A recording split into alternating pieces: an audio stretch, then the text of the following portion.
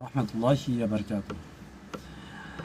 11 অস্ত্রসহ গ্রেপ্তার সুব্রত বাইনের সহযোগী বিপু বর্তমানে এখন রিমান্ডে আছে। আর সুব্রত বাইনকে তার কি পরিচয় এগুলো তো সব জানেনই সবাই। তো 11টি বিদেশি পিস্তল 394টি গুলি সহ গ্রেপ্তার শীর্ষ সন্ত্রাসী সুব্রত বাইনের সহযোগী মেহেদী হাসান দীপু ওরফে বিপুর 5 দিনের রিমান্ড মঞ্জুর করেছেন আদালত। শনিবার 7 ফেব্রুয়ারি রাজধানী বাড্ডা থানার অস্ত্র আইন মামলায় শুনানি শেষে ঢাকার মেট্রোপলিটন ম্যাজিস্ট্রেট কামাল উদ্দিন রিমান্ডের আদেশ দেন।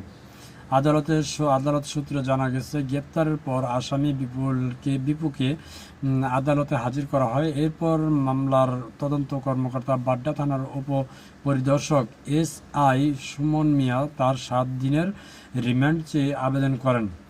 ওই আবেদনে বলা হয়, আসামি বিপুর সঙ্গে এই ঘটনায় জড়িত থাকার প্রমাণ পাওয়া যায়।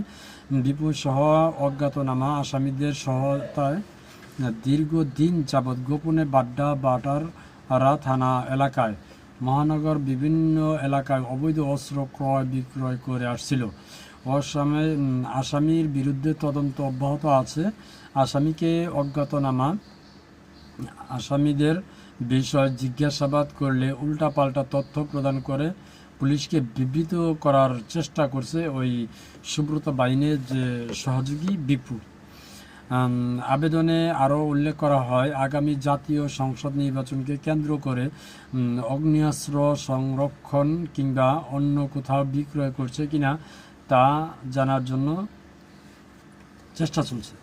আসলে এই সুব্রত বাইন তিনি কিন্তু খুবই ভয়ঙ্কর একটা